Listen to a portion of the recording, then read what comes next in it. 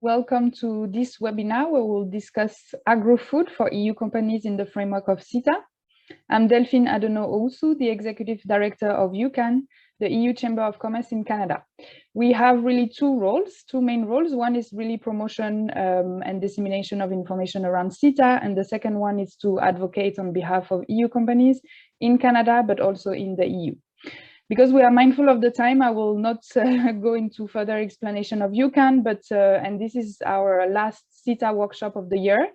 But really, and I will drop the link in the chat box later on, we have a number of resources that companies can use. Information on CETA, on trade, on government procurement, on e-commerce. So I will drop the link. Feel free to visit our website and get much more information on CETA. But back to our topic of today on agri-food, I would like to introduce our speaker of today, Fouzia Din. She has worked as economic attaché in the economic department at the French embassy for 30 years. And before that, she was the agricultural marketing specialist at the US Department of Agriculture Foreign Agricultural Services.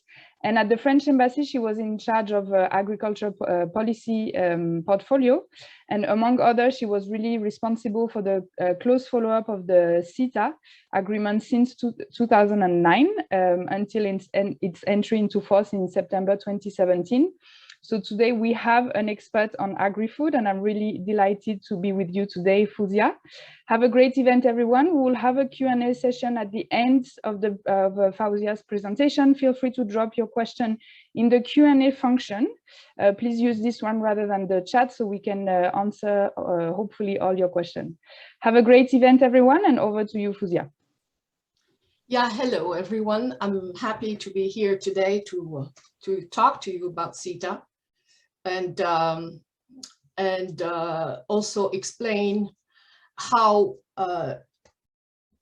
companies, how to understand the Canadians' regulations, because it is a key for the success in seeing business thrive and avoid the pitfalls, because a lot of businesses usually thought that with CETA, a lot of regulations do not apply, which is not the fact.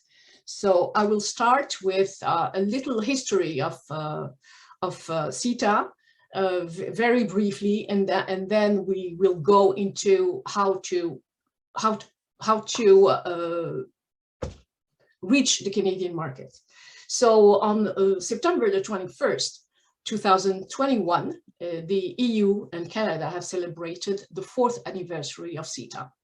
So this agreement has made it much easier for companies, EU companies and Canadian companies, to export goods and services, and it has benefited a lot of the EU company. So since the entry into force, many EU companies have taken advantage of a full range of benefits, such as the preferential tariff and the reduction of barriers, and to help grow their business in Canada. So, as I said earlier, so this workshop is intended to help the EU exploit the potential that is represented by the Canadian agri-food market by learning how to approach this important market and also how to comply with its rules and regulations. So, as most of you know, following the provisional implementation of CETA in September 2017, Canada has eliminated duties for 90.9% of all its agricultural tariff lines. So by 2023, it will be 91.7. So with this no tariff or lower tariff, CETA has created new opportunities for EU farmers and producers to benefit from the Canadian market. So it's wines and spirits, beverages, juices, fruits, vegetables, processed products, chocolate, baked good, fish, and also EU traditional specialty producers. So this, the eliminations of the duties have made EU products much more competitive in the Canadian market, which was not the fact before. So for sensitive products under supply management, there is special treatment. So CETA has introduced duty-free quotas on cheese products. There is, however, special treatment for poultry and eggs, which were not included in the CETA agreement. But as a signatory of the WTO agreement on agriculture, Canadian poultry and egg imports are regulated until under tariff rate quotas, TRQs, which allow a calculated volume of these categories to enter the Canadian market with little or no tariff. So these TRQs are usually calculated by the Canadian poultry and egg production in the preceding year. And then the Canadian Ministry of Global Affairs publishes the level of TRQs for each year. So the key dates and quantities are available on their internet site. So for the companies who wish to export poultry and eggs, a lot of them think that because it's not under CETA, it's not allowed, but it's not the case. So the cheese quotas are a peeve of mind, you know, like it's been very important for the EU markets. Thanks to CETA, Canada has opened new import quotas on EU cheese, which allow a greater number of cheese from Europe to come into Canada at a preferential tariff rate or on a duty-free basis. So I have the tables on the amount, the quantity, the annual quantity that is allowed to enter into Canada. So next year, on 2022, we would have reached the maximum volume of cheese allowed under CETA, which is 16,000 metric tons for fine cheese and 1,700 tons for industrial cheese. However, you know, there are certain rules. So the cheese quotas are administered by way of management allocation. Therefore, they are available only to companies that are located in Canada and are active in the cheese sector. So for the EU companies to export to Canada, they have to do it through a buyer that has quotas or an importer who is holding quotas. So a lot of the companies are either cheese processors or they are cheese importers, or they are cheese retailers also. So Global Affairs Canada has opened the application period for the 2022 calendar starting on October 1st. And so people can go and ask to have companies here in Canada who are quota holders can go and then ask for quota allocations. So we have here, I put a screenshot of the site of Global Affairs Canada that has all the information about the application period, about, you know, the utilization data for the year. Like actually the 2021, the cheese quotas utilized was 94.1% of the quotas were used by the importers. Also, you have another site which I have I've taken a screenshot. So it shows all the policies, practices on how the Canadian government administers the TRQs. So also for the companies that are interested in finding an importer of cheese, we have a site also. Global Affairs has a site that has the name of the cheese quota holders, which is, you know, it's alphabetical and so on. So anybody can go there. Now, last week, I read that the Canadian Dairy Commission, the CDC, has recommended an increase in the price of farm gate milk And the average cost of milk to processors could increase by an average of 8.4% as of February 2022. This could be good news for EU exporters because it means that their cheese could be cheaper on the Canadian market, so it will sell much better. Now, some of the quota holders are also processors, so it would be interesting to follow up on this information and follow up whether it would have an impact on the price of European cheese in Canada. So overall, trade between the EU and Canada saw an increase of 15.3%. Despite the pandemic, the agri-food trade has registered a very healthy growth. Trade in agriculture food has increased by 24.7% in 2020. So this is good news. It means that CETA is working well, and it means also that the EU companies are successful in coming to the Canadian market.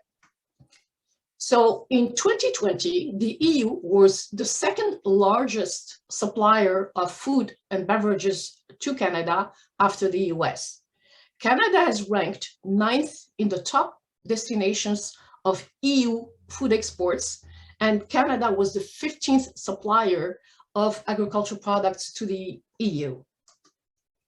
So I have here a table on the exports in 2020. So as you could see, alcoholic beverages is the major export, and it accounts of 33% of all EU exports to Canada.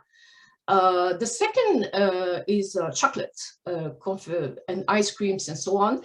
With the pandemic, it seems like a lot of Canadian consumers have purchased more feel-good products. Pasta, pastry, biscuits, and so on, 6th.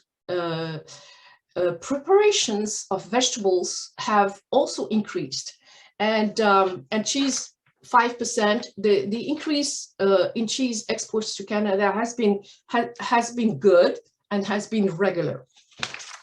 And actually, I was looking at the major exports. The major increase was preparations of vegetables, fruits, and nuts. And also soups and sauces has increased by 13.6% in 2020. Meat preparations have increased by 18.5%. And fresh meat has also increased. During the first years, fresh meat exports was rather slow, but it seems to have done quite well. So there's still room for increase in Canada. So going to the alcoholic beverages, which is our #1 exports to Canada. So as you know, after CETA, the tariff on EU wines and spirits have been eliminated. However, the Canadian market for alcoholic beverages is subject to regulations and rules on federal, provincial, and territorial levels. So in 2020, the 3 governments have put together a site which is very helpful to help businesses find regulations related to alcohol distribution in each province and territory. So this site is, I gave you I have the address of the site. So it's very, very useful. All you have to do is you go there, you select the government, and you have the laws that apply to the products in this particular province or territory. So I also have here all the names of the liquor boards in Canada. You have, EU companies have to know that the provincial liquor boards are the legal importers of alcoholic drinks and have the sole right to purchase the beverages both within and outside of the province in accordance with the Federal Importation of Intoxicating Liquor Act. Therefore, if an EU company wishes to export alcoholic beverages to Canada, they must go through the agents approved by the provincial liquor boards or the government authorized beer stores. So each Canadian province, with the exception of Alberta, has a government-controlled liquor board which regulates the liquor licensing, importation of alcohol beverages, as well as the labeling and packaging standards. Individual provinces may also have their own set of rules, which you can find by going to the site. So now we go to the retail sector. The retail sector is mostly imports processed or customer-oriented products. So the food retail industry in Canada is one of the fiercest competitive sector in Canada. It is mainly consolidated with 5 largest food retailers controlling 75% of the market in 2020. So the leading retailers are the 3 Canadian supermarkets, Loblaws, Sobeys, Metro, and the 2 American giants, Walmart and Costco. Loblaws is by far the leading food retailer in Canada with 30% of the market share in 2020. Sobeys ranks second with 28% and Metro third with 15%. Costco and Walmart are at 11% and 10% respectively. Independent food retailers play a key role in the Canadian supermarket industry with 6,816 independent food stores that are unaffiliated. There's also in Canada a growing number of discount stores, such as No Frills that belongs to Costco, Food Basics that belongs to Metro, Fresco, Sobeys, or Giant Tiger.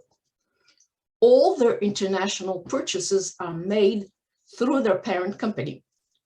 So these stores are inspired by the German discount chain like Lidl, and they are gaining in popularity. Customers report saving between 10 and 20% of their bill when shopping at those discount stores. So the food processing sector is very important for EU companies because a lot of the fresh products are used to make transformed products for the Canadian market, like prepared food, like juices and jams, etc. So the food processing sector accounts for 90% of total sales in Canada, and the beverage processing 10%. So the leading food manufacturer sector in Canada were meat processing, dairy product manufacturing, baked good, food preparation, beverages, sauce, and snacks. There are about 7,800 food and beverages processing establishments in Canada, accounting for 20% of total manufacturing sales. So how to successfully export to Canada? First-time exporters should approach Canada by regional markets. So for EU exporters, Ontario, Quebec, Western Canada, British Columbia would be the natural port of entry. Atlantic Canada, like Nova Scotia, New Brunswick, Prince Edward Island, and Newfoundland are very attractive. But for SMEs who have small means, they can be explored after the initial entry. And the prairies like Alberta, Manitoba, and Saskatchewan, which are very thriving markets, can be approached for special products once the product, this European product, has found a niche in Canada. So in Canada, specialty importers, brokers, and distributors are able to offer national coverage. They also can help the EU exporters to identify if a product can succeed in one or the other province in Canada. Also, all the larger Canadian retailers like Loblaws, Empire, which is the owner of Sobeys and Metro, are responsible for close to 60% of retail food sales in Canada, and they have stores in every province with large distribution centers across Canada. The commercial specialists in embassies are able to help exporters participate in trade missions.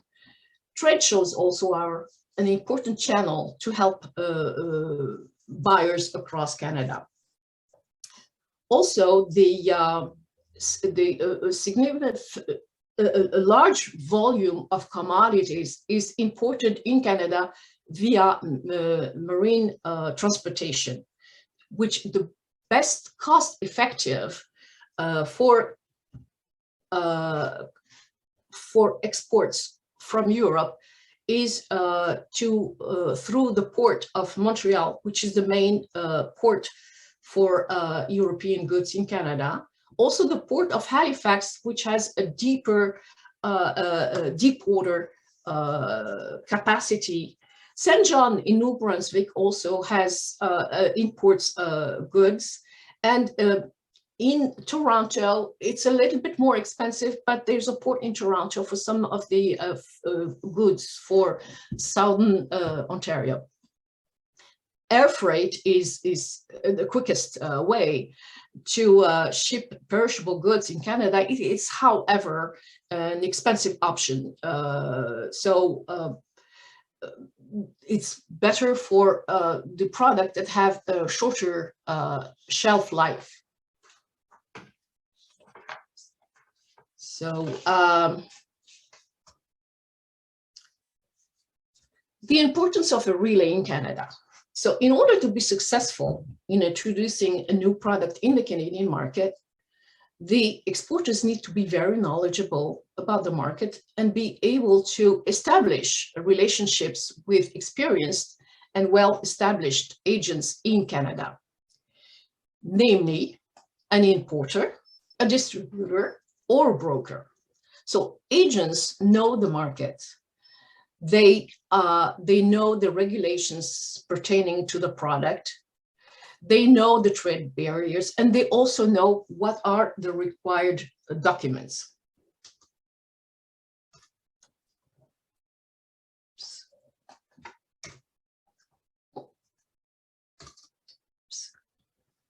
So in Canada, importers tend to specialize in different categories of products as they have access to the right storage, like cold storage, regulated temperature, but also to the Food Inspection Agency and customs approved depots.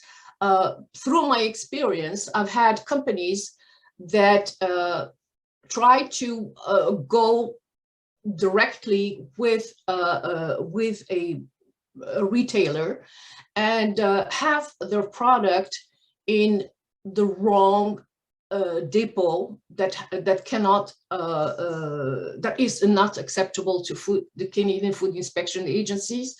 And what happened is, like, that food was blocked, and in some cases, because the papers didn't come on time, in some cases that food was re-exported to the origin country of origin, and it was a lot of money. It was very expensive, and it's absolutely can be avoided. The largest supermarkets, they have their own buyers, and they usually work with a few specialized importers who are responsible for selecting the product, filling the shelves, and promoting the products within the store. The Canadian Federal Ministry of Innovation, Science and Economic Development has developed a Canadian importers database, which provides a list of companies that import goods into Canada by product, by city, and also they specialize in the country of origin. So the companies are listed in this database, and they include also customs brokers, their clients, as well as non-resident importers or companies that have addresses outside of Canada. You can also find a summary reports on the companies, and I think it is very useful for exporters to choose an agent that is most experienced with products from their company, from the country, and the specialty market. So I have here a screenshot of the site, which is a very, very useful source of information. Documentations and customs clearance. Exporters have to keep in mind that all imported goods into Canada must be declared to the customs authorities by the importer or their agents. It is imperative that the exporters send all the documents that must be presented to the Canadian authorities on arrival of the goods in Canada in order to ensure a smooth process at the border.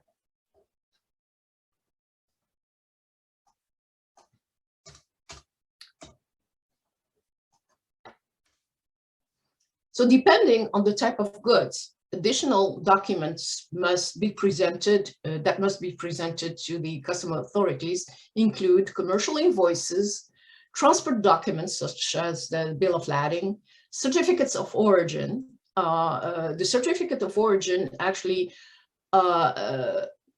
is a proof that it is from the EU and that it can come duty-free in the case of tariff. Import licenses, and also inspection certificates such as health, vet or plant health certificates from the country of origin. So the Canadian Border Service Agencies has prepared a guide to help EU companies or any company that wishes to export to Canada to navigate through the many regulations governing imports of food products into Canada. So I have a screenshot of the site, and not only it has all the, how you could prepare to import, export to Canada, the shipping, classifications, the duties and taxes, and also it has on the front page any new notice that can help the companies do experience a smooth entry into Canada. So customs brokers. So in order to facilitate a smooth entry of goods into Canada, EU exporters might choose to obtain the services of a Canadian custom broker that can help them comply with Canadian requirement to market their product. So the Canadian Border Agency has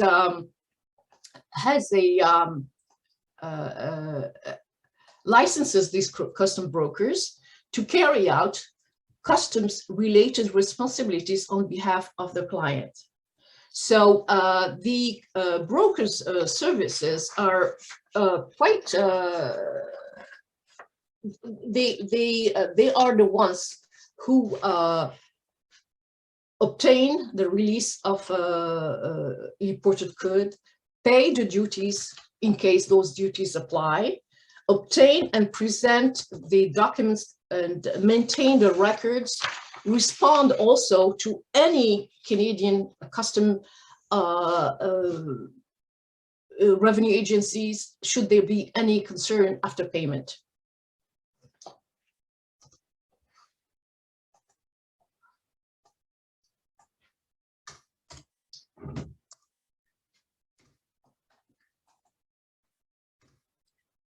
So we have, I have given you here the address of the Canadian Society of Custom Brokers that EU companies can contact in order to have a list of the brokers that that can work with them in having their merchandise come into Canada with no problem. So also for the alcoholic wine and alcoholic beverages, it is important to know that exporters of these drinks have to, it is mandatory for them to have an agent or distributor who is active in the Canadian liquor boards. So each liquor board in Canada has a list of approved agents. So, for example, in Ontario, the biggest market, Drinks Ontario is the largest association of alcohol agents, suppliers, manufacturers. So those lists can be found in the internet site of the LCBO. Same thing in Quebec, same thing in other provinces. So in the list that I have given you before of the sites of the liquor boards, you can find the list of the brokers that are approved by the liquor boards. So as to the market entry requirements, so all exports to Canada must meet the Canadian regulations. So EU exporters are urged to research Canada's regulations, standards, labeling, and other requirements specific to their products. CETA doesn't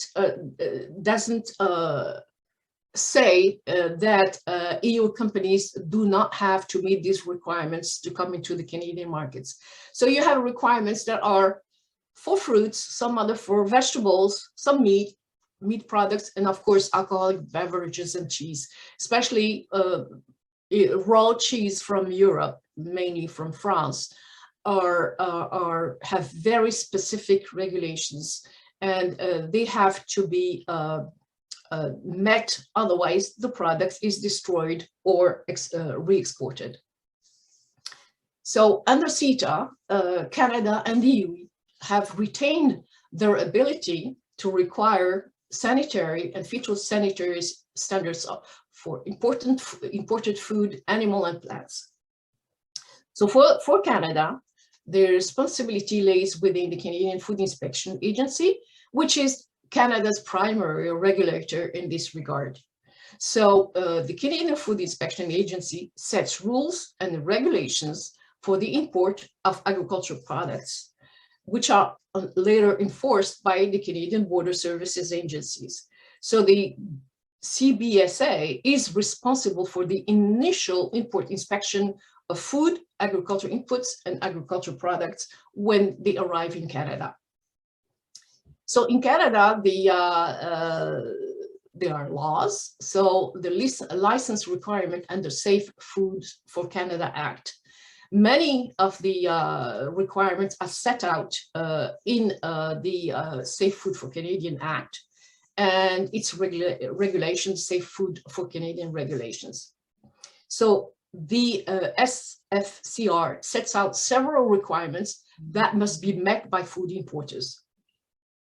So the regulations was finalized in June 2018 with entry, the date of entry into force on the 15th of June 2020 for fresh produce companies, and phase 2 in July 2020 for the manufacturer sector. So the aim of these rules is to address food safety from production to the supply chain in one set of regulations, and to align Canada's model with international accepted best practices for food safety and globally recognized Codex Alimentarius food standards.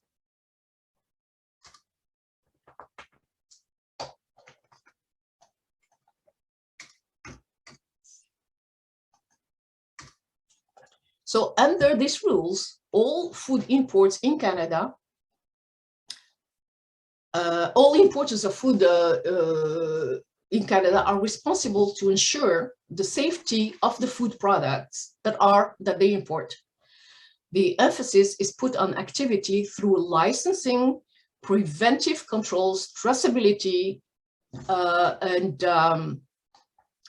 importing and exporting, manufacturing, food businesses of candies, chocolates, beverages, coffee, tea, snack food, spices, dried goods, baked goods, pasta, all have to apply for an import license in able to be allowed into Canada.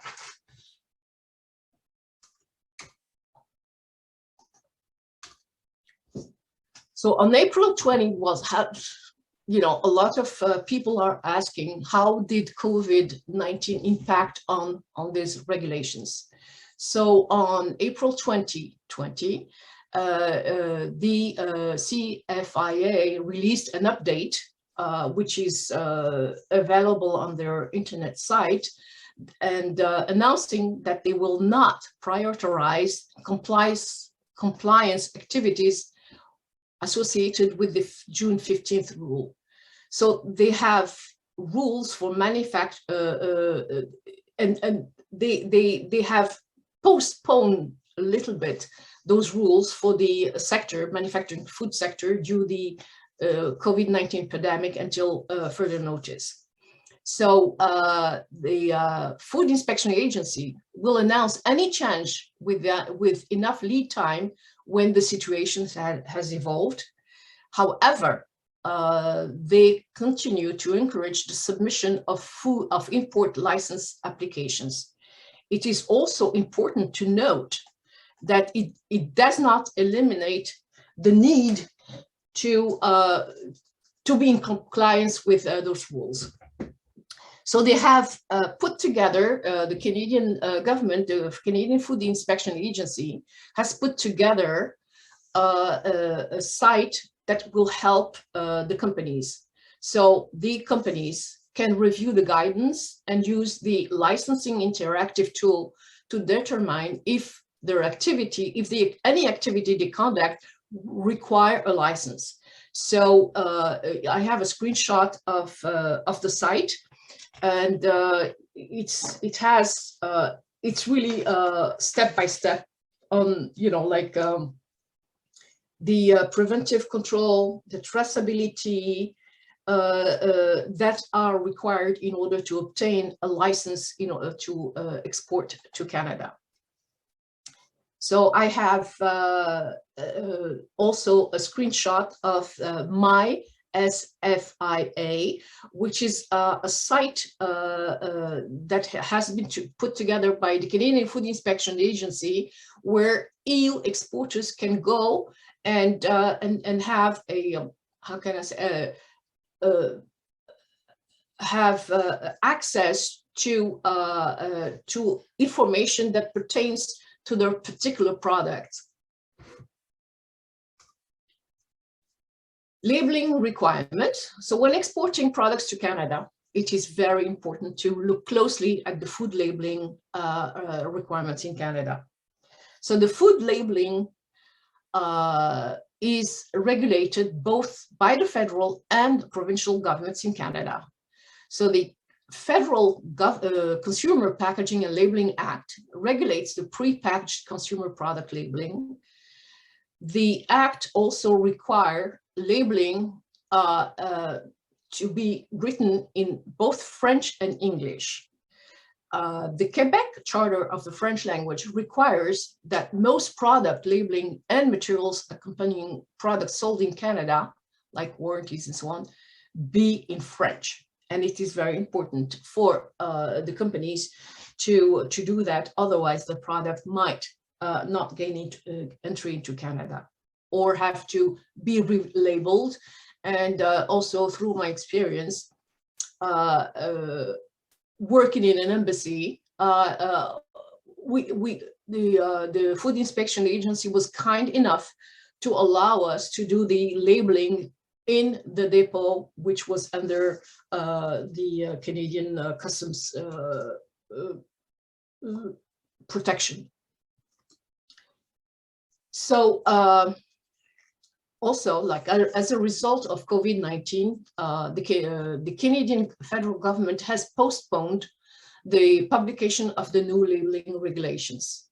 So the 2016 regulations under Canada's food labeling modernization is expected to come into force on December 2021 or early 2022. So the CFIA has also delayed the enforcement of the safe food for Canadian regulations requirement that came into force on July 15, 2020. However, some enforcement might be extended to December to allow a smooth transition to the new requirement. My advice, though, is companies should try to have everything in order before that, not to wait until the last minute and then, you know, have a problem with respecting the regulations. So the Canadian Food Inspection Agency has designed a step-by-step guide for companies wishing to export food to Canada to allow them to learn about the SFCR compliance for Canadian food importers. So EU companies should also consult the Canadian Food Inspection Agency interactive tool to learn more about the various licensing, preventive control and traceability requirement for different food categories.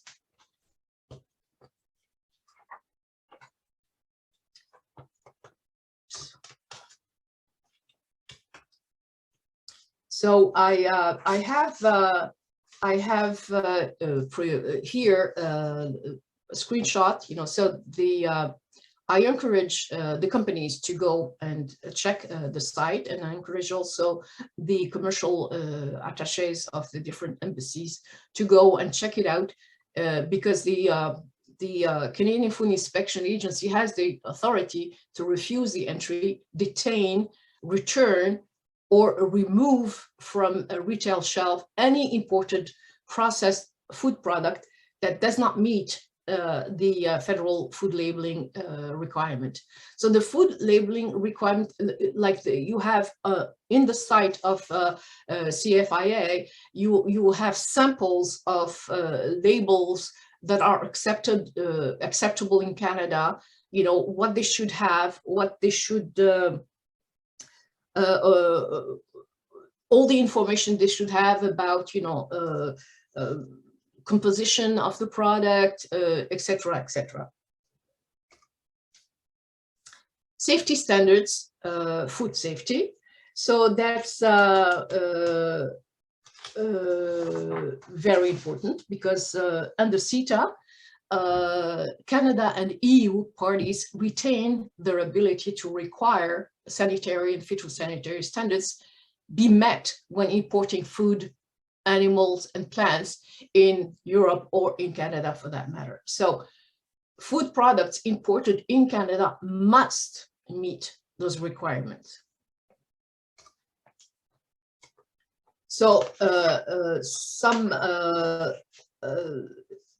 animal products, and that's very important, they can only be imported in Canada if they come from a country that has been approved by the Canadian Food Inspection Agency. They have to come from an approved processing establishment in the approved to export to Canada. We're talking slaughterhouses, we're talking processing plants, and they have to be accompanied by a health certificate that is signed by a European Food Inspection Agency during evolving disease situations, for example, in the member states. the meat products also have to pass a control, such as vet checks are carried at the border inspection post in Canada, the port of arrival. Some of these checks are done like during the first import, but sometimes, you know, some companies also, from experience, some companies have been able to export food, meat products in Canada. They were not checked by the Canadian Food Inspection Agency and by the Canadian Border Control, but the third shipment was controlled, and then they found that, you know, they were missing some documents, and that those products were sent back to the country of origin. So the vet checks can be carried out at any time, even if it's probably the 10th time that the company has exported to Canada. If they miss something, the food would be seized and probably destroyed or exported, re-exported. So also imports of plant products also, which is a very sensitive item, they have to be accompanied by a plant health certificate that's issued by the EU. They have to pass the custom and phytosanitary inspections at the port of entry in Canada. They have to be imported into Canada by an importer who's registered in Canada, and they have to be announced to the custom office before arrival at the point of entry into Canada. Organic products exported to Canada must be accompanied by an organic certificate, which is issued by a EU control body, and it's listed in the list of control authorities in charge of controls in the organic sector regulation. So this applies to all agricultural products that have the mention of organic product, including wine, which are produced and processed in the EU. As to packaging, that also is a very, very sensitive point. The Canadian phytosanitary requirement apply to wood used as packaging. So under Canadian rules, wood packaging such as cases, boxes, crates, and pallets must be heat treated or fumigated. So it's very important because also some companies have put different products in wood crates, and the crates arrived, they were not fumigated, and the products were re-exported, resent to Europe at a great cost to the exporter. Rule of origin, I'm sure you've heard about it. It has been talked about, it has been explained, but the rule of origin is ensures that CETA preferential rate tariff rates benefit EU and Canadian production. So in order to take full advantage of this rate, EU exporters will need to fulfill the rule of origin as defined in the agreement and prescribed for each product. So EU companies, operators that want to export to Canada for shipment worth more than 6,000 euros need to register in the registered exporter reg system. This will be the only way to benefit from the preference granted under CETA. So that, you know, the EU Commission has developed a practical guide to help navigate through this very important rule. Also, the EU has also published a very thorough guide on the agri-food markets in Canada and how to successfully export agri-food to Canada. The conclusion, while CETA has opened the Canadian market to EU companies, it is essential to follow these important steps to ensure a smooth business experience, such as obtaining a business number before exporting food products to Canada. You will need to obtain a business number that is issued by the Canadian Revenue Agency for an import-export account. This account is free of charge for EU exporters. It is also important to apply to the Canadian Food Inspection Agency for license to import these products in Canada. It is important also to determine which permits, restrictions, or regulations are needed. And it is essential to comply with the import regulations to avoid delays in releasing the goods at the border. So import of food may be subject to customs review, inspections, audit prior or after the importation. Sometimes the inspectors go to warehouses and conduct inspection, and if the product is not complying with the rules, it is destroyed or thrown. Also, with regard to alcohol imports, wine, liquor, beer, they require also prior authorization from the provincial liquor commissions. So this is the copy of the page with the CETA market entry guide on agri-food. I think it's 70 pages, and it's a step-by-step on how to succeed in the Canadian market. So thank you for your attention. I hope you found this workshop useful, and of course I'm available if you have questions. If I cannot answer your questions right away, I will certainly send them to Delphine, who can give it to you or respond directly to you. Thank you. Thank you very much, Fouzia, for this very comprehensive presentation, very useful.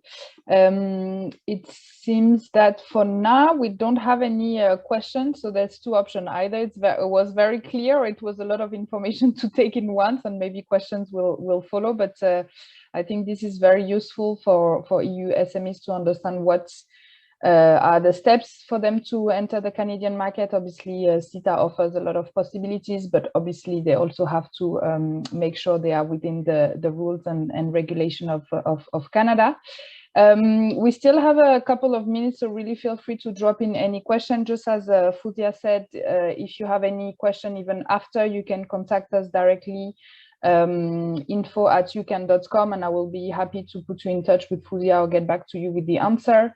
As Fouzia mentioned also, the EU delegation, indeed, the guide is very comprehensive and will be also made available on our website, but it's also on the EU delegation website. And following this webinar, we'll have also a few pages guide with all the main information that was said today. So really feel free to always check our website, or even sign up to our newsletter, because we give a lot of information and we advertise on our events, etc. So if there's no more question, if there's no question, I think we will end here. And again, feel free to drop in any coming question for the next 30 seconds if you have. But if not, thank you very much, Fouzia, for this presentation. Very useful for our SMEs, and we'll make sure that this information will be present on our website on a long-term basis, so companies can get back to it anytime they need. Thank you to our participants of today for following this workshop. So it's the last indeed workshop, CETA workshop of the year, but next year we will definitely organize others. Yeah, I think that's it for today. So thank you very much, everyone. Have a wonderful evening or wonderful day, and I will see you next year for other CETA workshop. Thank you very much. Thank you, Fouzia. Bye. Bye.